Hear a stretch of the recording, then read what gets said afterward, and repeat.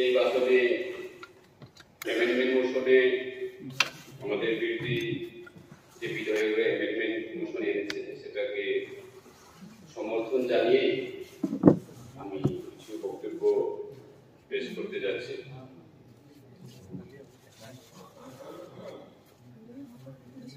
এখানে যে গভর্নমেন্টের মাননীয় রাজ্যপালের যে অ্যাড্রেস, আমি ভেবেছিলাম যে রাজ্যপালের ওইখানে যে টাউন কমিটি বিল, এডিসি থেকে পুলিশ বিল, কাস্টমারি ল, এই বিলগুলি একটু উল্লেখ থাকবে, কিন্তু দুঃখের বিষয় ওইগুলি কোনোটাই এখানে উল্লেখ করা নেই।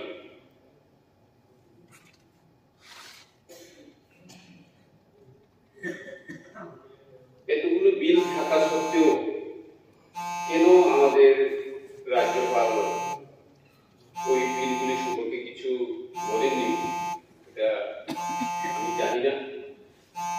তার সঙ্গে আমি এক্সপেক্ট করেছিলাম যে আমাদের টিটিএডিসি গভর্নমেন্ট ওরা গ্রেটার ত্রিপুরাল্যান্ড অথবা সেপারেট স্টেটের জন্য যে রেজলিউশন পাস করে মহামান্য রাজ্যপালের কাছে এবং ট্রাইবাল ওয়েলফেয়ার ডিপার্টমেন্টে পাঠানো হয়েছে, সেই বিষয়ে কোনো উল্লেখ নেই। আজকে এই পবিত্র বিধানসভায় দাঁড়িয়ে আমি এটাই বলতে চাই, যখন আমি 2018 সালের বিধায়ক ছিলাম তখনও আমি ত্রিপুরাল্যান্ডের কথা বলেছি, এবং আজকেও যেহেতু ভারতের সংবিধান এবং 2-3 ধারায় উল্লেখ আছে যে সেপারেট স্টেটের জন্য আমরা কথা বলতে পারি এবং ডিমান্ড রাখতে পারি। আমাদের ত্রিপুরা রাজ্যে বিজেপি এবং আইপিএফটি জোট সরকার এখনো চলছে। এখনো আমাদের একজন মাননীয় বিধায়ক তথা মন্ত্রী আমাদের সুভাষ নোয়াতিয়া আইপিএফটি যারা সেপারেট স্টেটের জন্য ডিমান্ড করছে, আমরাও ত্রিপুরামতা হয়ে আজকে এই পবিত্র বিধানসভায় ত্রিপুরাল্যান্ড এবং গ্রেটার ত্রিপুরাল্যান্ডের জন্য এই মহামান্য রাজ্যপালের যে বাসরে বইয়ে ইনক্লুড করার জন্য দাবি জানাচ্ছি, এবং এই গ্রেটার ত্রিপুরাল্যান্ডের বিষয়টা আগামী বিধানসভাগুলিতে আমরা যদি প্রাইভেট মেম্বার্স রেজলিউশনে চান্স পাই তাহলে অবশ্যই এই বিষয়টা আনবো। এবং লাস্ট বিধানসভাতে আমাদের মাননীয় সদস্য একজন এনেছিলেন প্রাইভেট মেম্বার্স রেজলিউশনের গ্রেটার ত্রিপুরাল্যান্ডের ব্যাপারটা, কিন্তু তখনও আমাদেরকে চান্স দেওয়া হয়নি। খুবই দুঃখের ব্যাপার, এখানে ইকুয়ালিটি মেনটেন করা হচ্ছে না। সুশাসনের কথা বলছে, কিন্তু সুশাসনের মধ্যেও অনেকগুলি বিষয় আমরা আমাদের নজরে আসছে। আমি একটা উদাহরণ দিতে যাব। গত 1 সপ্তাহ আগে আমাদের বিধানসভা শুরু হওয়ার আগে একজন পুলিশ অফিসার শ্যামশঙ্কর রিয়াং, উনাকে নন্দননগরে একজন রিক্সা ড্রাইভার এমন ভাবে বিট করেছে, এমন ভাবে উনাকে পিটিয়েছে লাঠি দিয়ে। উনি এফআইআর করেছে, উনার পোস্ট হচ্ছে যাত্রাপুর পুলিশ স্টেশন। উনি ছুটিতে এসেছেন ক্রিসমাসের জন্য, উনি ইন্সপেক্টর। আজ পর্যন্ত ওই দোষীদের কোন পদক্ষেপ এবং ওই দোষীদের আজ পর্যন্ত অ্যারেস্ট করা অথবা ডিটেইন করার কিছুই পদক্ষেপ নেওয়া হচ্ছে। এটাই কি সুশাসন? এটাই কি ত্রিপুরা রাজ্যের সুশাসন? আমি মাননীয় মুখ্যমন্ত্রীকে অবগত করতে চাই এই বিষয়ে, যে আপনি এই বিষয়টা সিরিয়াসলি নিন। কারণ আপনারা এবং আমরা সবাই বলি উই আর ইন্ডিয়ান, আমরা হিন্দুস্তানি, আমরা ভারতবর্ষে বাস করি। এই গণতন্ত্র দেশের মধ্যে সবার অধিকার আছে যার যার ধর্মীয় পালন করার, এটা কবে থাকবে।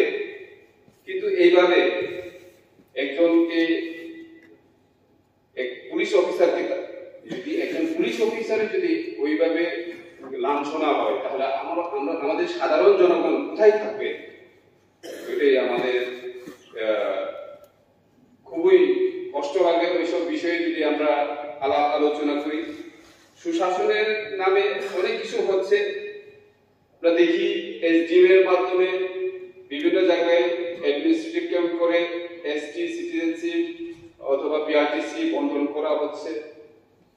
হ্যাঁ, খুব ভালো, কিন্তু আমরা চাই সুশাসনকে আরো সামনে এগিয়ে নিয়ে জনগণের ঘরে যদি আমরা নিয়ে যেতে পারি তাহলে আরো ভালো হবে।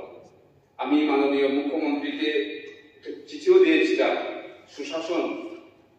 সুশাসন এবং সবকা সাথ সবকা বিকাশ এই মন্ত্রকে নিয়ে আসুন না আরো আমাদের এই সুশাসনকে আরো সামনে এগিয়ে নিয়ে।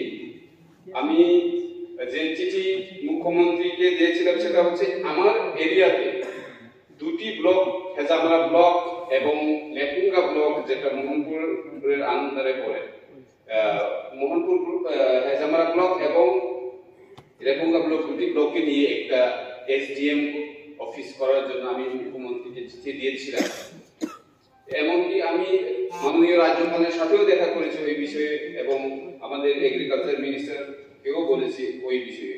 ওইগুলি করলে আমাদের জনগণরা যারা গ্রামের থেকে এসে এই শহর অঞ্চলে এসে গাড়ি ভাড়া এবং টাইম খরচ যাতে সেভ করা যায় এগুলি চিন্তা ভাবনা করে ওইগুলি দেখা দরকার।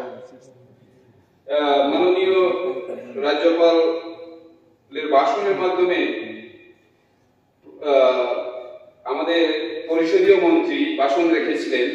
ওই সময় উনি বলেছিলেন তিপ্রাসা পিপল, আমরা যারা গ্রামে বাস করি, যারা তিপ্রাসা আছে, পিএমএওয়াই ঘরের ঘর 1,51,404টা ঘর বন্টন করা হয়েছে। খুব ভালো, যাদের ঘর নেই তাদের ঘর পাওয়া উচিত। কিন্তু দেখা যাচ্ছে যেটা প্র্যাকটিক্যাল আমি বলছি এই হাউসে, আমাদের গ্রাম অঞ্চলে যে গ্রামে এখনো গাড়ি যায়নি, ওই দিনও আমি মডেল ব্রিজের ব্যাপারে যখন কথা বলছিলাম তখন এই কথাই এসেছিল যে গ্রামে এখনো গাড়ি যায়নি ওই গ্রামে একটা ইট, এক বস্তা সিমেন্ট এবং আমাদের রড যদি নিয়ে যেতে হয় তাহলে আমাদের মিউনিসিপ্যালিটি এরিয়া থেকে আমাদের গ্রাম অঞ্চলের যে ভারী ঘর তৈরি করার জন্য, কনস্ট্রাকশন করার জন্য যে খরচটা হয় সেটা বেশি লাগে। সদস্য স্যার প্লিজ এটাই লাস্ট মনে হয়। আমি এর আগেও আরডি মিনিস্টার যখন ছিলেন আমাদের জিষ্ণুদেব বর্মা, তখন আমি বলেছিলাম যে কোনো কাজ প্ল্যান ওয়াইজ করলে সুন্দর হবে। যদি আমাদের আরডি রুরাল এরিয়ার যে ঘরটা হবে তার জন্য আলাদা স্টেট, জানি এটা সেন্ট্রাল স্কিম, কিন্তু আমরা সেখানে স্টেট গভর্নমেন্টের যে পার্সেন্টেজ, স্টেট গভর্নমেন্টের যে অংশটা সেটাকে একটু বাড়িয়ে আমরা যদি গ্রামের ওই বাড়িঘরটাকে করা যায় তাহলে এই 1,30,000 টাকা দিয়ে তো একটা ঘর হয় না, আমরা সেটা জানি। তবু এই প্ল্যানটা নেক্সট সেশনে যাতে আমরা এই বিষয়টা আবার উঠাইতে না হয় সেই জন্য প্ল্যানিং কমিশন এবং আমাদের ত্রিপুরা রাজ্যের মুখ্যমন্ত্রীর কাছে আবেদন থাকবে যে এই রাজ্যপালের ভাষণের মধ্যে এইগুলিও যাতে ঢোকানো হয়।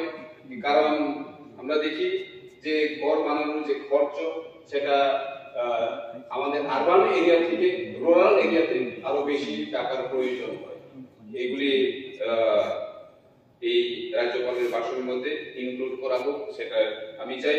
আরো ছিল, অনেক কিছু ছিল, কিন্তু আমাদেরকে এভাবে দেওয়া হয়েছে যে 10 মিনিটের মধ্যে 7 মিনিটের মধ্যে কিভাবে বলবো, কিন্তু প্রথম দিক থেকে আধা ঘন্টা 1 ঘন্টা করে সবাই সময় নিয়ে নিয়েছে স্যার, সবাই নির্বাচিত। তবু আমি যেটা বলেছিলাম এগুলো যাতে করা হয়। সবাইকে নমস্কার, থ্যাংক ইউ, ধন্যবাদ।